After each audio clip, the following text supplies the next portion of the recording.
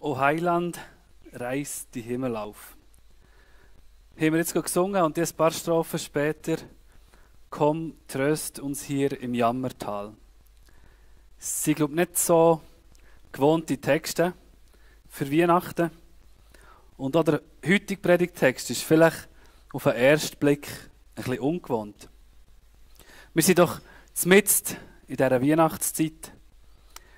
Und in diesen Wochen, wo es früher dunkel wird, sind wir doch eher für das Gemütliche, für das Himmelige, für das Vertraute empfänglich. In dieser Zeit sind wir auf besondere Weise auf heile Welt eingestimmt. Eine Sehnsucht nach Harmonie, nach Glück, nach Zufriedenheit treibt uns in dieser Zeit besonders an. Und auch unsere ganze Kultur zeigt sich weihnachtlich gestimmt. Ich glaube, wir alle haben daheim unsere Wohnung ein bisschen weihnachtlich eingerichtet. Wir haben hier den Saal weihnachtlich dekoriert. Und auch die Strassen, die Geschäfte von unserem Dorf leuchten jeweils so in die früh einbrechende Dunkelheit raus. Überall hört man Weihnachtsmusik, egal was für einen Sender das man hört. Irgendwann kommt so ein Weihnachtslied. Es ist doch die Zeit von Lichterglanz, gutem Essen, harmonischer Familie, Kerzenlicht und Päckchen. Weihnachten ist zu einem romantischen Fest geworden. Das Fest vor Liebe. Mit viel Glanz und Glimmer. Und da kann man sich durchaus fragen, wie passt so ein Predigttext zu Weihnachten? Der heutige Predigttext steht im Buch Jesaja. Und ich werde vor allem über den letzten Vers predigen, wo eben steht, O Heiland, reiß die Himmel auf. Ich habe aber Simon bewusst gesehen, er soll ein bisschen mehr vorlesen, damit er ein bisschen den Kontext von diesem Text hört. Es ist nämlich ein Gebet vom Volk Israel, wo das Volk Israel Gott um Vergebung bittet. Für all das, was sie Schlechtes gemacht haben. Und sie erkennen, wir brauchen Erlösung. Wir schaffen es nicht alleine als Volk. Und darum auch die Bitte, ach, dass du den Himmel aufreissest und kommst auf die Erde. Der Himmel ist ein Zeichen von Gottes Majestät, von Gottes Herrlichkeit. Und der soll geöffnet werden, für das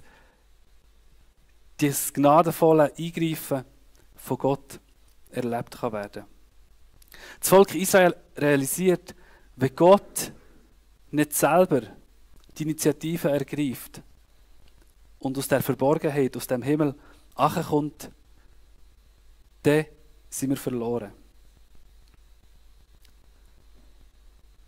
Sie realisieren, Gott muss kommen auf die Erde, sonst gibt es kein Leben für uns. Und der Wunsch, der wird auch in diesen zwei kräftigen Verben zerreissen und fahren auf die Erde zum Ausdruck gebracht. Das Volk Israel erlebt den verschlossenen Himmel wie so ein Trauertuch zwischen Gott und Mensch. Sie erleben den Himmel als ein Tuch, das Menschen von Gott trennt. Und darum soll der Himmel, das Tuch, verrissen werden.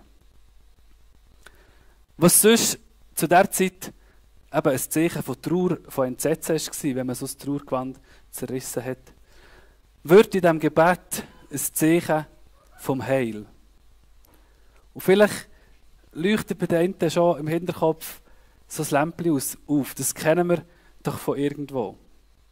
Ein Tuch, ein Vorhang wird zerrissen als Zeichen vom Heil. Als Zeichen davon, dass Menschen um mich zu Gott kommen können. Das feiern wir nämlich an Ostern, am Sterben und Auferstehen von Jesus, wo im Allerheiligsten der Vorhang zerrissen worden ist und uns Menschen Zugang zu Gott ermöglicht. Aber Jetzt sind wir bei Weihnachten. Das Volk Israel hat sich nach Erlösung gesehnt. Es sehnt sich danach, dass der Himmel aufreißt und Gott auf die Erde kommt. Und an diesem Wunsch, an dieser Sehnsucht hat sich auch noch hunderte Jahre später, hunderte Jahre nach dem Jesaja, nichts geändert. Im Gegenteil, der Ruf nach Erlösung ist nur noch lauter geworden. Israel befindet sich in den Jahren vor Christus in einer sehr herausfordernden Zeit. Die Römer bestimmen das gesellschaftliche Leben in Israel. Und an jedem Ecke steht auch ein Römer, der kontrolliert, ob die Regeln eingehalten werden und alles nach römischem Recht abläuft. Die Steuern sind extrem hoch. Und das römische Reich, der Staat, kontrolliert und sieht, was sich gehört und was nicht. Wer sich nicht an die Regeln hält, der trägt zum Teil schmerzhafte Konsequenzen, die bis zum Tod geführt haben. Zu dieser Zeit haben Kreuzigungen im Römischen Reich eigentlich schon fast zum Tagesgeschäft dazugehört. Und die Erwartung nach dem Messias, nach dem Retter, wo Israel von den Römern befreit, ist mit jedem Tag gestiegen. Und ich bin überzeugt, dass sich Juden auch an den Ruf aus dem Jesaja erinnert haben. Ach, dass du den Himmel zerreissest und kommst auf die Erde. Der Ruf oder die Frage, wo ist Erlösung? Wo finden wir Befreiung von dem römischen Reich? Die Frage hat die Israeliten umgetrieben. Und als wäre das nicht genug, dass der Staat das römische Reich Kontrolle ausgeübt hat, ist es noch dazu gekommen, dass sie sich hier registrieren mussten. Und ich denke, wir können vielleicht in der heutigen Situation das die Israeliten besser verstehen, als wir das vielleicht noch vor 2 Jahren haben. Der Staat, das römische Reich, hat also den Israeliten befohlen, was sie machen, und sie haben sich müssen registrieren. Und ihr müsst euch vorstellen, zu dieser Zeit ist Israel Kopf gestanden. Also da hat eine Unordnung geherrscht, ein Chaos. Weil jeder hat sich müssen im Heimatort registrieren. Es hat zu dieser Zeit nicht die Möglichkeit gegeben, dass man das schnell online ausgefüllt hat und abgeschickt. Oder dass man dieser Amtsstelle angerufen hat und gesagt, hier ist der Josef von Nazareth, ich bin in Bethlehem geboren und darum würde ich mich gerne registrieren in Bethlehem für die Volkszählung. Nein, die mussten sich aufmachen. Die mussten eine mehrtägige Reise in Kauf nehmen. Und das nicht mit dem Auto oder mit dem ÖV, sondern zu Fuß. Stellt euch mal vor, was das heute für ein Chaos würde geben. Wenn jeder von uns sich in seinem Heimatort müsste registrieren und zu Fuß dorthin müsste gehen. Ich würde jetzt noch zu den Glücklichen gehören, die nur ein paar Meter gehen müssten und das könnte erledigen. Aber der Josef hat eben nicht zu denen gehört. Der Josef hat sich mit seiner hochschwangeren Frau auf eine Reise begeben. Einen mehrtägigen Fußmarsch hinter sich legen. Und so ist zu der Zeit jeder Bürger, der jetzt nicht in seinem Heimatort auch gewohnt hat, ist zu der Zeit unterwegs gewesen. Hat sein Alltagsgeschäft ruhen und eine beschwerliche Reise unter die Füße genommen. Und die ganzen Umstände haben dazu geführt, dass die Sehnsucht nach dem Messias, die Sehnsucht nach dem Retter, nach dem, wo Israel befreit, ist gestiegen. Und in die chaotische Welt, in die völlig unperfekte Situation hinein, in die chaotische Zeit, kann man sagen, weit weg von Lichterglanz, weit weg von harmonischer Familie und weit weg vom guten Essen, reißt tatsächlich den Himmel auf und Gott kommt auf die Welt. Völlig unspektakulär und völlig anders als erwartet. Der Hirte auf dem Feld wird verkündet, dass innen der Messias geboren worden ist. Und ich stelle mir vor, die Hirten, die sind aus dem Häuschen gewesen, weil der jahrhundertalte Wunsch ist Wirklichkeit geworden. Und gleich, was hat der Engel noch gesehen? Ihr findet ihn in Windeln gewickelt, in einer Futterkrippe. Was? Der Retter von dieser Welt, unser Erlöser, soll ein Baby sein? Wahrscheinlich haben sich die Hirten gedacht, irgendwie haben wir den Engel nicht richtig verstanden. Das kann doch nicht sein. Jetzt soll der jahrhundertalte Wunsch von Israel nach dem Erlöser, nach dem Retter in Erfüllung gehen. Das kann doch nicht ein Baby sein. Ein Retter sieht doch viel anders aus. Ein Retter kommt in Herrlichkeit und Macht und nicht arm und hilflos in einer Futterkrippe. Für die Juden zu der Zeit hat sich das wie der grösste Hohn müssen anfühlen. Vielleicht haben sie sich sogar gefragt, wird unser Volk damit verspottet? Indem, dass der Retter in Windeln gekleidet ist, statt in einem königlichen Gewand. Der Retter soll in einer Krippe liegen, statt im königlichen Palast. Und statt, dass er ein Heer anführt und Israel von den Römern befreit, muss man den Retter umtragen.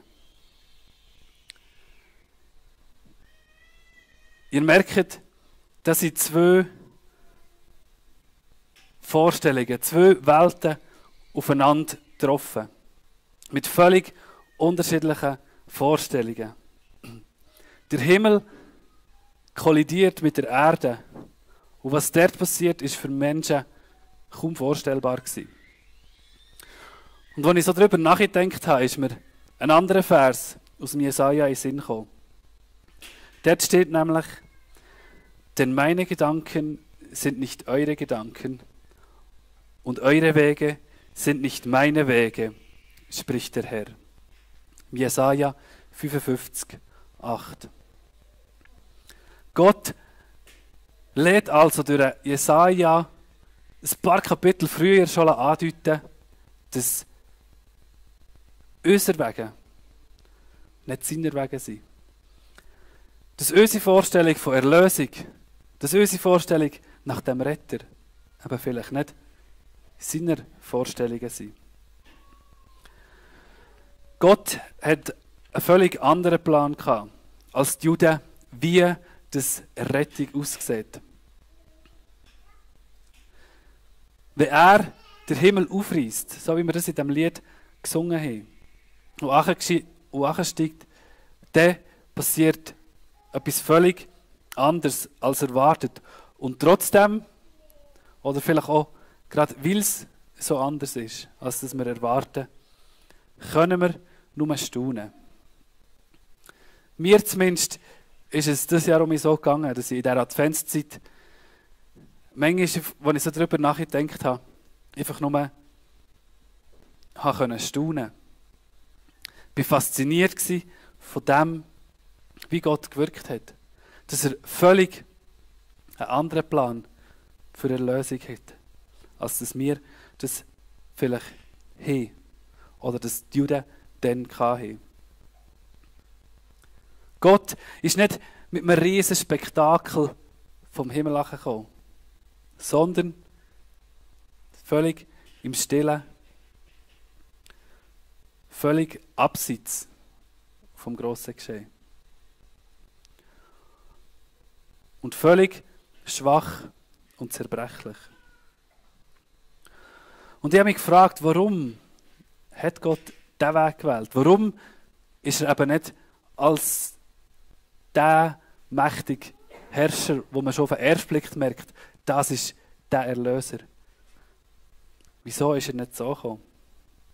Wieso hat er sich für den Weg entschieden, dass er Mensch wird? Dass er unsere menschliche Schwäche, unsere Hilfsbedürftigkeit und unsere Zerbrechlichkeit wählt. Und da ist mir folgender Gedanke gekommen. Der Jesaja redet in seinem Buch ja mehrmals von dem Erlöser. Es hat dort sehr viele Verheißungen drin, die auf Jesus hindeuten. Und einmal redet er auch von dem Erlöser und sagt, man wird ihn Immanuel nennen. Immanuel bedeutet Gott mit uns. Also man kann sagen, Gott wird Mensch. So wie wir, für das wir ihm ähnlicher können werden. Für das wir mit ihm dürfen Beziehung haben. Ist das nicht grandios? Gott kommt auf die Welt, wird Mensch, für das wir Menschen ihm ähnlicher können werden.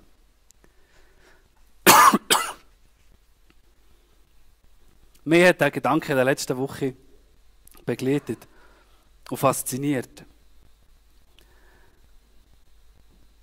Und je länger dass ich darüber nachgedacht habe, je mehr fasziniert hat er mich. Weil wäre Jesus als der Herrscher gekommen, wie sich die Juden das vorgestellt haben, dann hätte er vielleicht eben im ersten Moment Befreiung gebracht, hätte die Römer vertrieben. Aber ich weiß nicht, ob wir heute, 2000 Jahre später, immer noch von dem reden würden. Oder ob er eben vielleicht in Vergessenheit weggeraten, wie so Menge andere Herrscher. Und garantiert würden wir nicht danach streben, ihm ähnlicher zu werden. Weil wir von Anfang an würden sagen, das ist für uns nicht erreichbar. Aber weil Gott Mensch geworden ist, weil Gott so ist geworden wie du und ich, dürfen wir eben ihm ähnlicher werden. Dürfen wir dem nachstreben. Und ein anderer Gedanke, der mich beschäftigt hat, ist, Gott reißt den Himmel auf. Und er kommt in eine völlig unperfekte, chaotische Zeit hinein.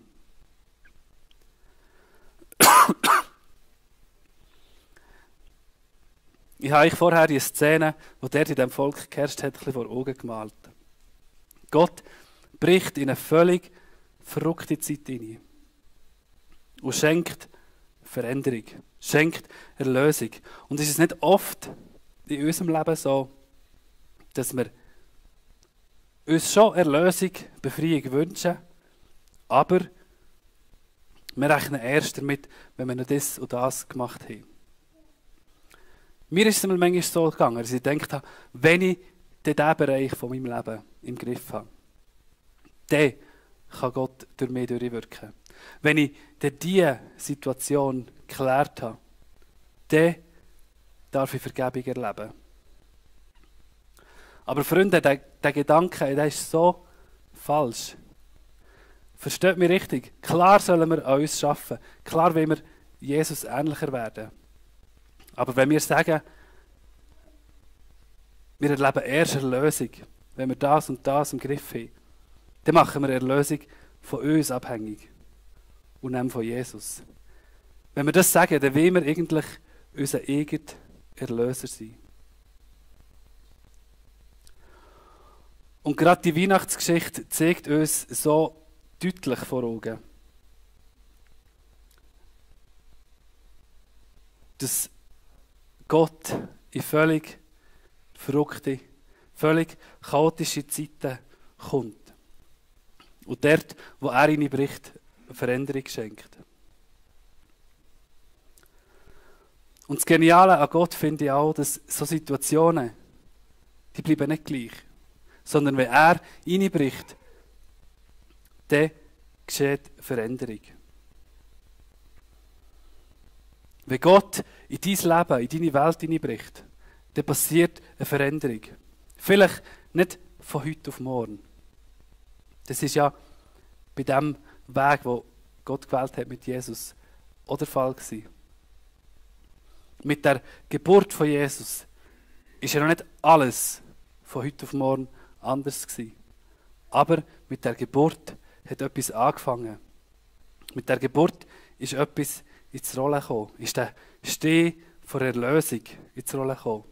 Der Weg, den Jesus für uns gemacht hat, hat mit seiner Geburt angefangen. Es war der Startschuss für das Leben von Jesus auf dieser Welt, wo uns schlussendlich Erlösung und Veränderung schenkt. Und ich glaube, die Frage, die sich heute uns stellt, die sich dir und mir stellt, ist vielmehr, rechnen wir damit, dass Gott heute über uns, über unserem Dorf, über dieser Welt den Himmel aufreißen kann und Veränderung schenken. Rechnen wir damit, dass er in unsere Welt einbrechen kann und uns Erlösung, eben Veränderung von Situationen schenken kann. Und erklingt der Ruf nach Erlösung in uns, wie er in dem Volk Israel jahrhundertelang ertönt hat.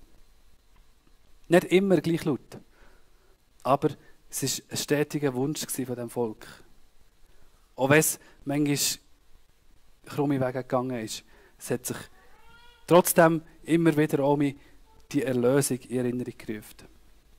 Oder haben wir uns vielleicht mit unserer unperfekten, erlösungsbedürftigen Welt abgefunden und die Hoffnung auf Erlösung schon fast aufgegeben?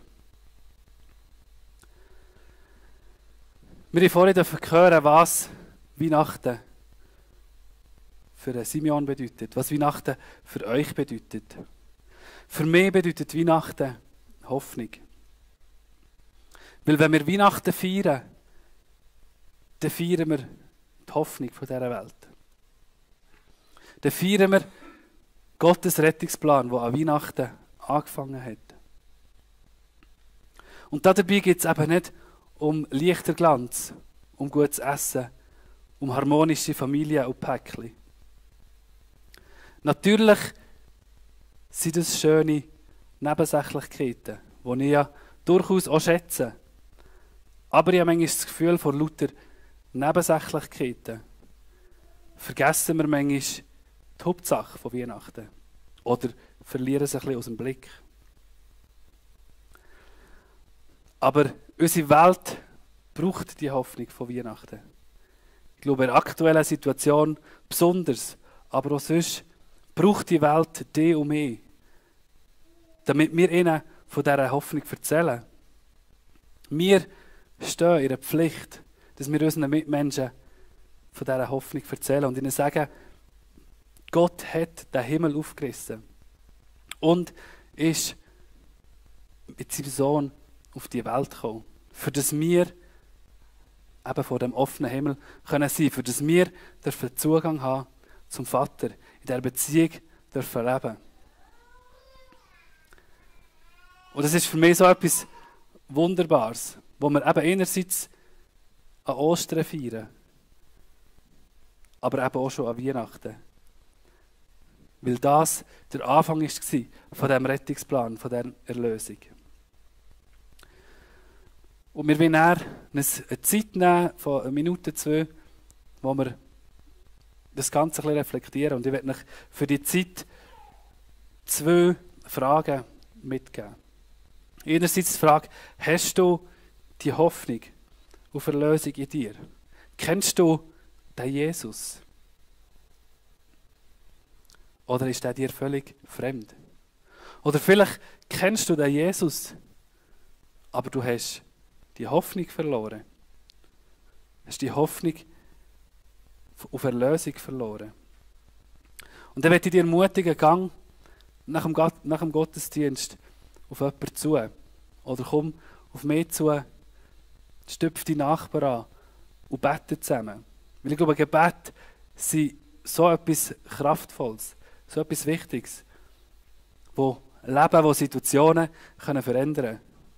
Und es wäre schade, wenn wir die Situation um mich mit heimnehmen, anstatt dass wir es hier vor Jesus lassen. Und die andere Frage, gibt es vielleicht in deinem Leben Bereiche, wo du Gott vorschreibst, wie das Erlösung auszusehen hat, wie das er zu handeln und zu reden hat? Weil ich glaube, manchmal kann es sein, dass wir aufgrund von Vorstellungen, die wir haben, das effektive Handeln und Reden von Gott verpassen. So wie das ja zu der Zeit die Juden auch verpasst haben. Sie hatten eine Vorstellung gehabt, wie das Erlösung auszusehen hat. Und haben aufgrund von dieser Erlösung die effektive Erlösung ausser Acht gehabt, verpasst. Und wenn du realisierst, hey, mal, es gibt in meinem Bereich oder in meinem Leben Bereiche, wo ich Gott eigentlich vorschreibe, wie das er zu handeln hat, wie das er zu mir zu reden hat, dann möchte ich dich herausfordern und dich ermutigen, wirf die Vorstellungen mal über Bord und gib Gott Raum, dass er so zu dir kann reden kann, wie er es denkt. Dass er eben auf seine Art den Himmel kann aufreißen kann. Amen.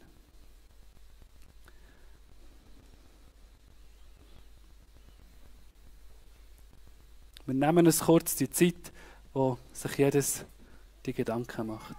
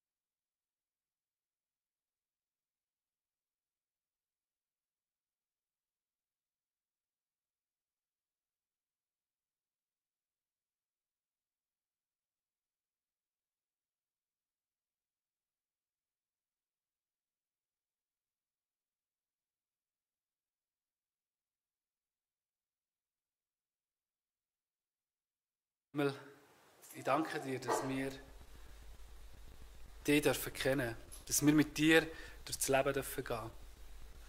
Und danke dürfen wir an Weihnachten den Start von deinem Erlösungsplan feiern.